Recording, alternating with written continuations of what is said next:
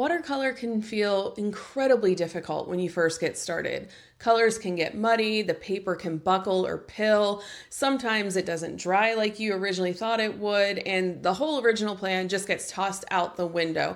Today we're going to dive into 5 things that I genuinely wish that I knew when I first got started, and it would have saved me years of trial and error.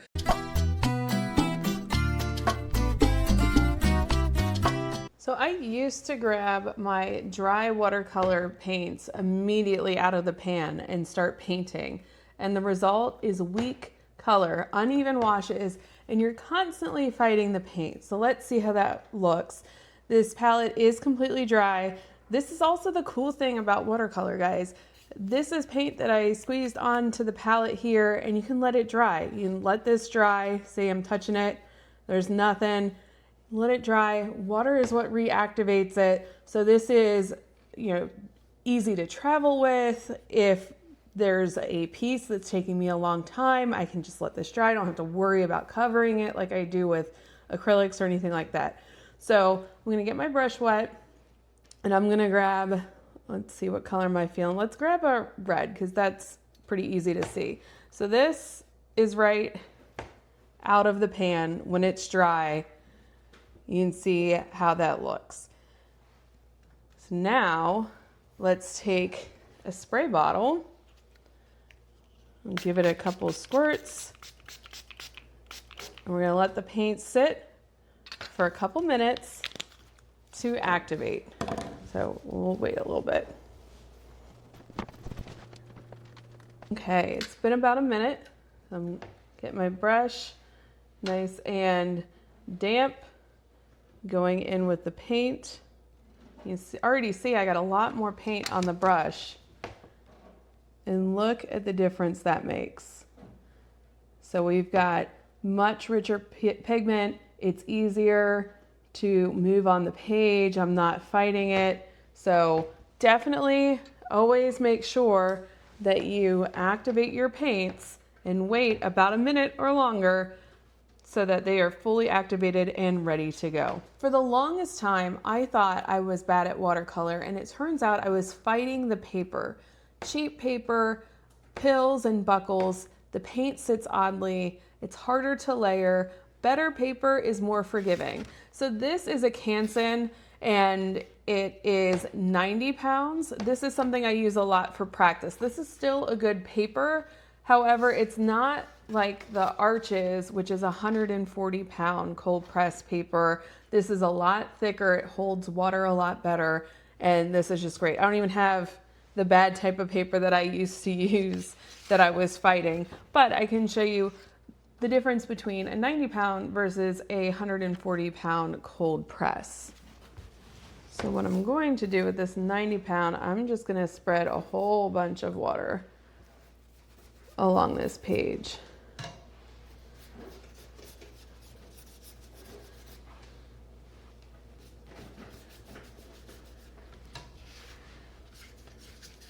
So, and as I'm putting all this water down, you can see how it's starting to curl up.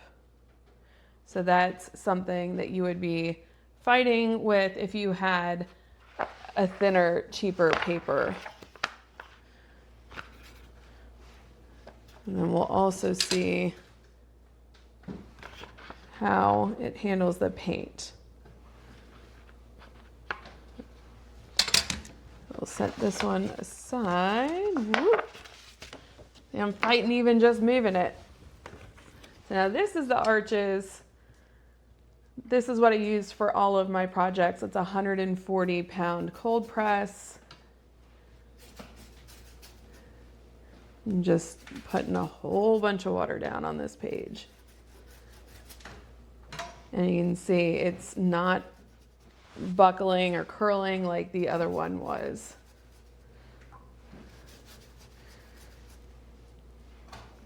I'm just gonna keep adding and see if we can get it to do the same thing.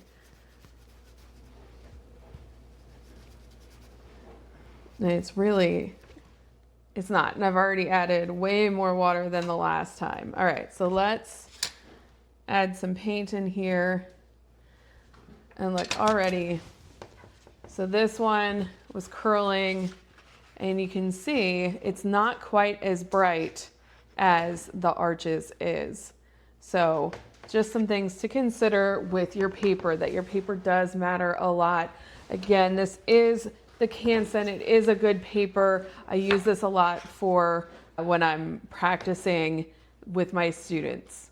So the other thing to keep in mind when you're working with watercolor paper is to always have nice, clean, dry hands. So I got a clean, dry hand touching the paper, and then just fine on the application. If I were to touch my face and, you know, the oil's on my face and put my hand down on the paper, you can really see, look at that. You can see my fingerprints. So I feel like people don't believe me and have clean, dry hands. So there's a good reason why the water will repel from oil. Up next, brushes. There are a ton of brushes to choose from. Now, there are a couple things to know about brushes. You've got something like a synthetic brush, and it's going to require a lot less care. And then you also have brushes that are made of natural hairs. This is made out of, it does have some synthetic fibers, but it also has some squirrel hair in there as well. So this is going to hold the water nice. This one's going to require a lot less care, and you know, it's preference. Play around with it. After experimenting with a bunch of brushes, I always find myself going back to a number 12 round, just because it is big enough that I can get nice big washes, but then also I've got this fine tip that I can go in and do some of the details. So play around with your brushes. On my 12, I can do a nice big line. And then I can also do nice and fine. So you've got something like this. It's a chisel blender. And I originally got this because I wanted to start painting homes and to do bricks. So, and I'm not really a fan of painting homes. I love doing animals a lot more, so I rarely reach for that brush. Then we also have a Reservoir fine liner. So it's going to be a little bit thinner up at the tip and thicker down here. So the theory behind that is you've got a lot of paint in this reservoir, and it'll just keep feeding into that line there. So this is supposed to last a lot longer. Add a little bit more water.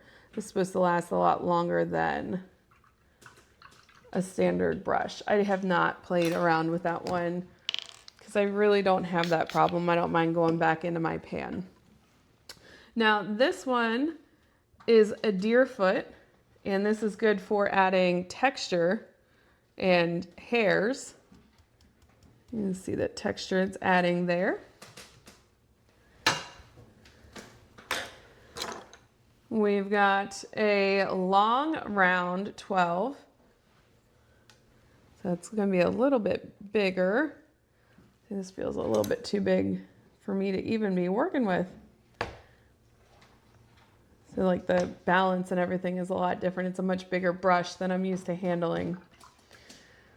So when you get a brush, it is important that you play around with it and you experiment and see all the different things that it can do and try different exercises. So this guy right here is a 1-stroke. It is I think it's a 1-inch. So this is going to be good for doing nice big washes.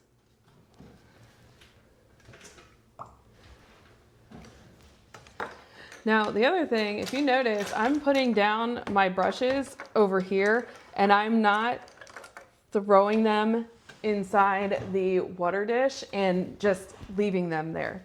That is a huge no-no. So I've used this brush so much over time that the water is going down through, I believe this is called a furrow, and it's ruining the paint in the wood. So the quickest way to ruin your brush is to just throw it in water and leave it. So never do that. Always lay it flat after you've cleaned it. And when I'm done here, I'm gonna rinse them all under the sink with some water.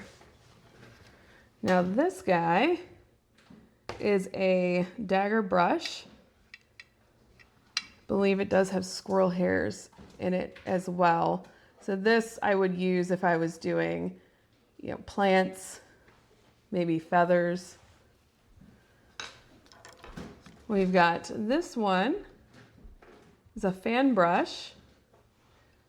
This one's also great for doing plants, maybe hair.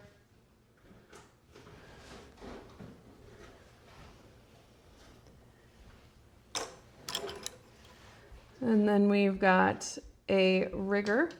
This one's great for, again, I keep going back to plants, but like vines and things like that, you don't really have as much control because those hairs are so long, but it does look really pretty. We've got another liner. It's kind of like the rigger. It's gonna be nice and thin. And then the last one out of all the different funky shapes that I've got is called a miracle wedger. I don't think I've ever even used this brush in any of my paintings. You can see it's got a nice fine tip and it goes out a little bit thicker. So again, I keep thinking of plants or maybe feathers, but it is fun to go through your brush collection and play around, see what different techniques you can achieve with your brush. But again, time and time again, I find myself just reaching for a number 12 round, and I can take this, some paper, some paint, and go out into the field and get something that I'm pretty happy with.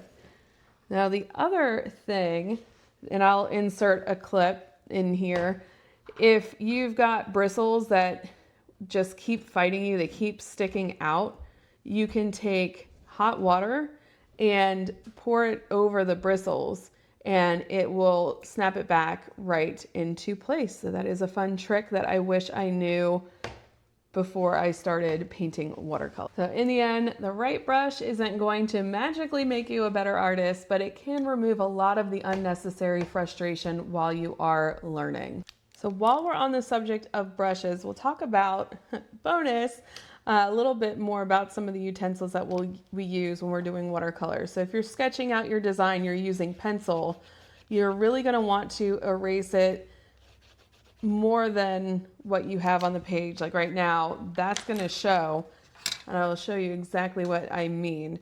Watercolor is translucent, so you'll see exactly what's underneath that paint.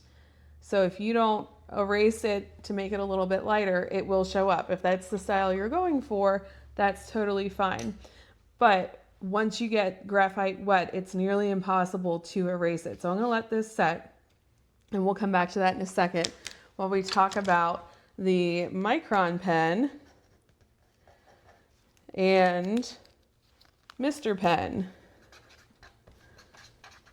So the micron pen is going to be waterproof. You do have to let it dry a little bit before you paint on top of it.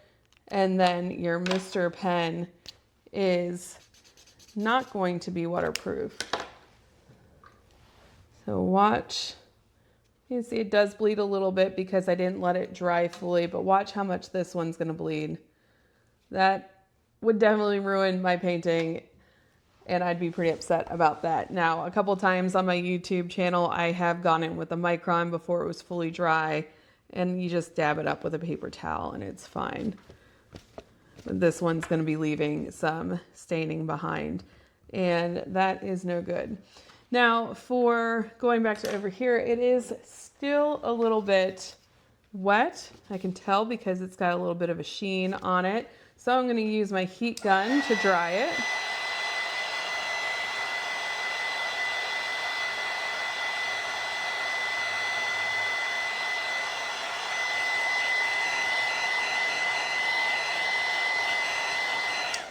And then I'm going to erase and show you what that looks like. Got my Faber-Castell kneaded eraser. These are great because you can kind of work out some of the graphite, and it's fun to play with too. So if I was going to go in and paint after doing my sketch, I would remove some of my lines so that I'm not seeing it. But watch, I'm trying to remove the graphite after I've already painted on top of it, and I cannot remove that. So important that if you don't want those lines to show, to make sure that you erase it beforehand. I wish I knew that before I started painting years ago. Now, a couple things about the heat gun, since I just brought that up. You can also use a hair dryer if you don't have a heat gun.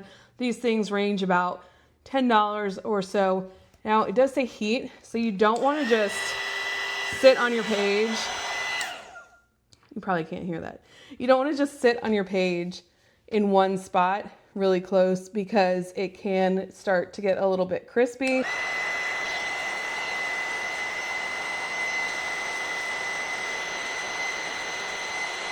Okay, I'm starting to stink up my house. So you can see it is starting to get a little crispy here, and the tip gets very, very hot. So please be careful if you're using a heat gun.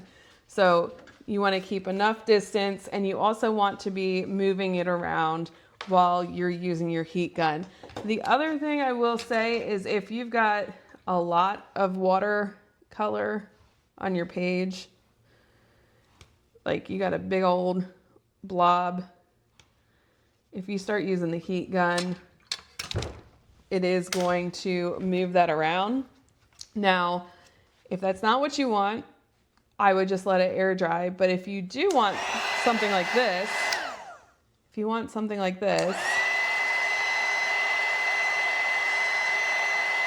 you know, that can add a cool effect. I've also used a straw to get that effect. But we'll also talk in the next tips and tricks, the things that I wish I would have known about watercolor before I started, about water control. So if you have a big blob, like I said, it might cause a bloom. It's not going to be a nice even wash, but once you go to try and air dry it, and it's gonna move all around. So something to keep in mind.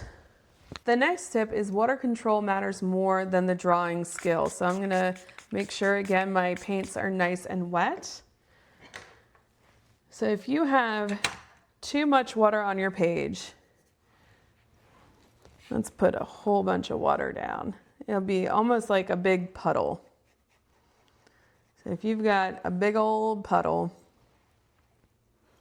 you can see how it's kind of pulling towards the bottom. You're not really going to have much control over how it blooms and spreads and how it dries over time. It's going to have a little bit of chaos there. If you don't have enough water down, especially if you're doing a wet on wet technique, the water's not going to go where you want it to go. What is best is a nice sheen.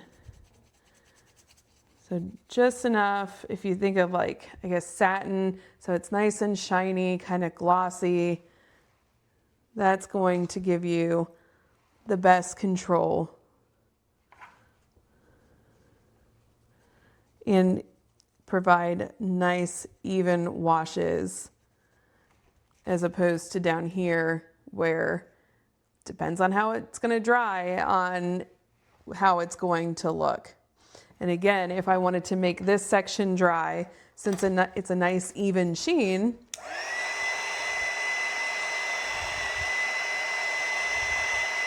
it's going to dry pretty much as it is on the page. But with this one, with too much water, we talked about it last time what happens, but I'll show you again.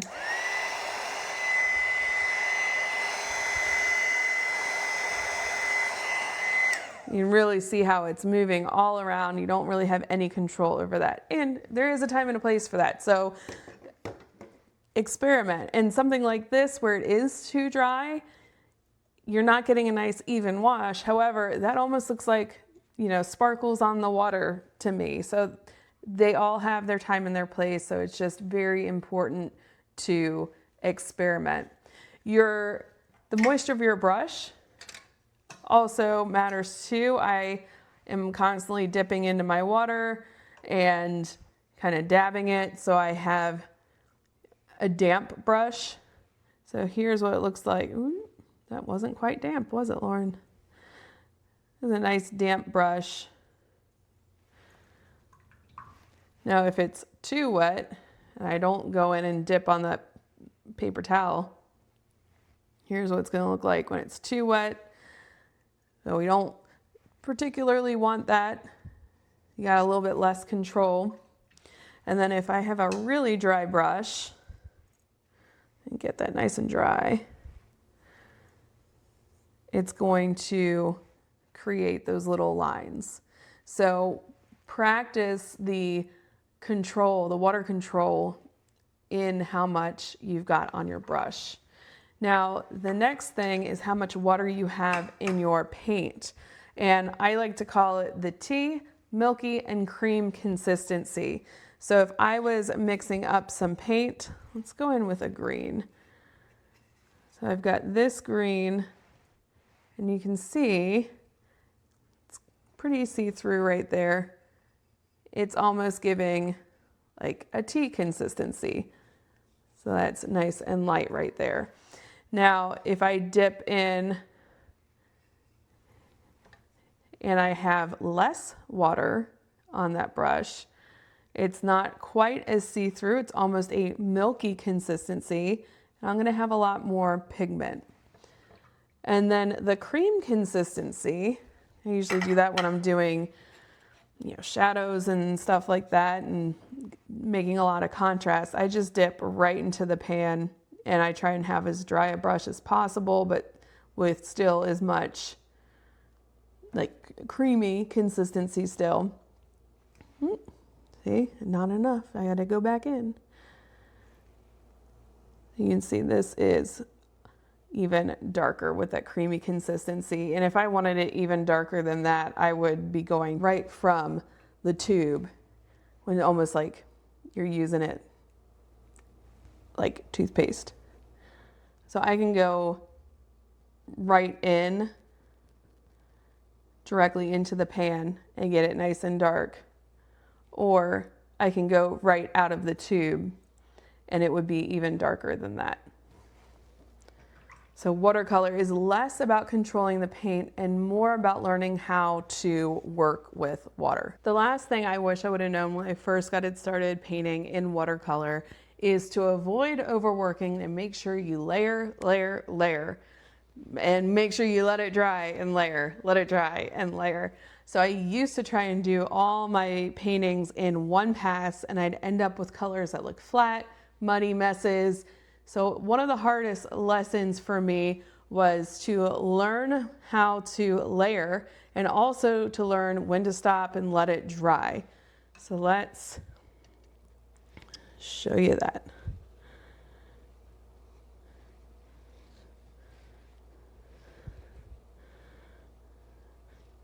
I'm just freehanding some flowers because Mother's Day is tomorrow, so we'll do some fun flowers. Now, this is the one I'm going to try and do all in one pass without letting it dry.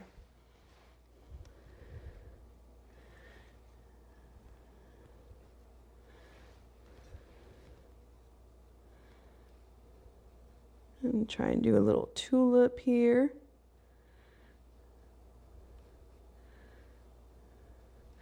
So I didn't let it dry. It is bleeding into the green and that is totally okay. I'll look, absolutely. But I used to try and go back in and fix it and be like, oh no, I gotta fix this. And then, oh no, now it's bleeding the other way.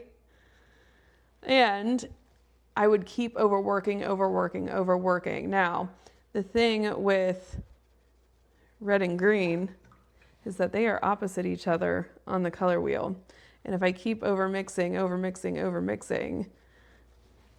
you're going to get something that looks like a brown muddy mess. And that actually kind of looks pretty cool the way it is. But I could just keep going in and like, then let it dry. So over here, I've got my first part. I'm gonna use my heat gun. I'm gonna let it dry.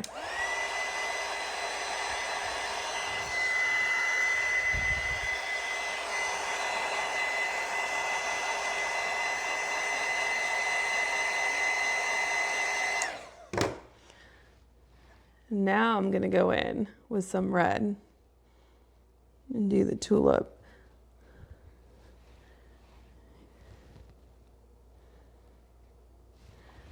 I'm going to try and lighten it up a little bit.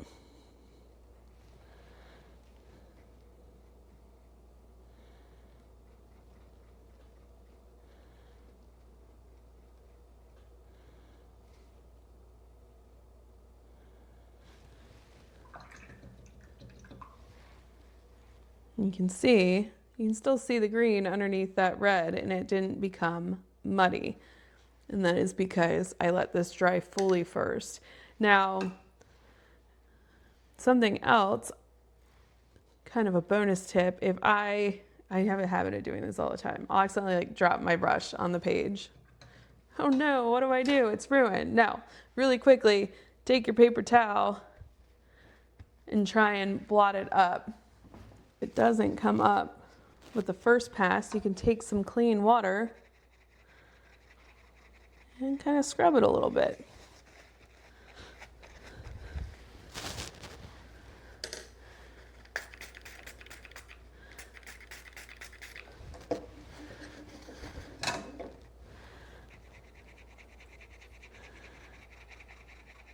That's why it's important to have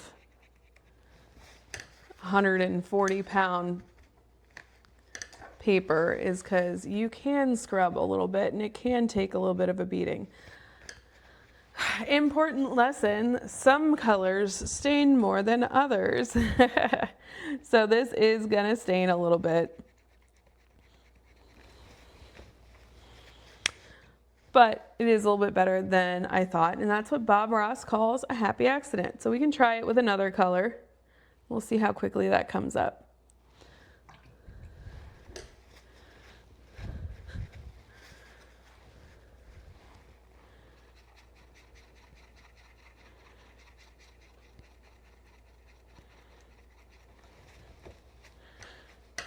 So that comes up a little bit better than the green does. The green's kind of in there.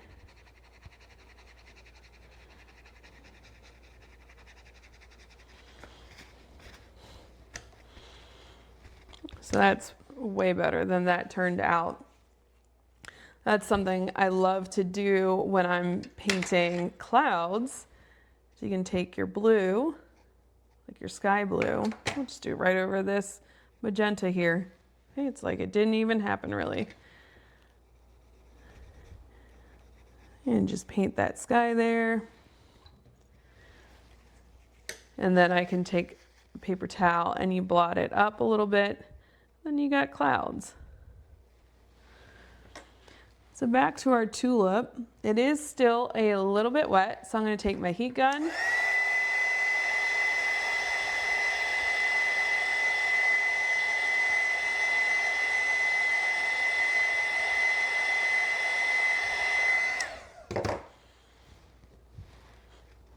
I'm going to go in with the green and have that creamy consistency and kind of add some details in here.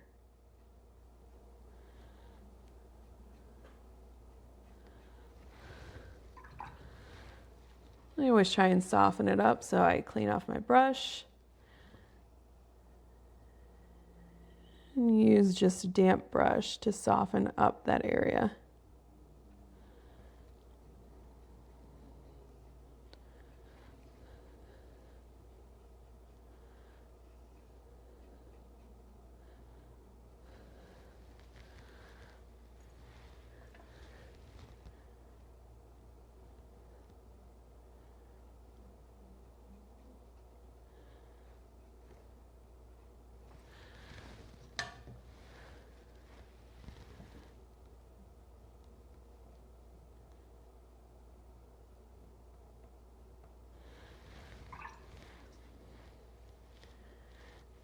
Going in with my red and just adding the front part of that tulip, leaving the back a little bit lighter.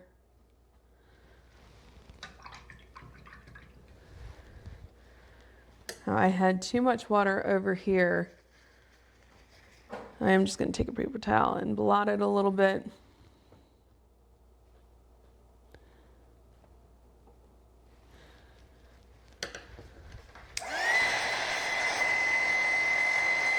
So there is just a really quick example of one wash overworking the area, and then over here we let it dry in between layers and we added a couple layers to add a little bit more depth and dimension. So real quick example here, and then we got our little clouds. Now, final bonus lesson. Watercolor is supposed to be imperfect, and honestly, this changed my life more than any of the other tips, and it changed how I approach creativity. Unexpected blooms or accidents on the page, back runs, loose edges, they're all happy accidents. Watercolor taught me that not everything beautiful has to be perfectly controlled. I hope those tips helped you to understand watercolor a little bit more and helped to save you some of the headache that I went through when I was first starting out. Let me know how it goes. If you have any questions, reach out. Until next time, unplug, get outside, and see what develops.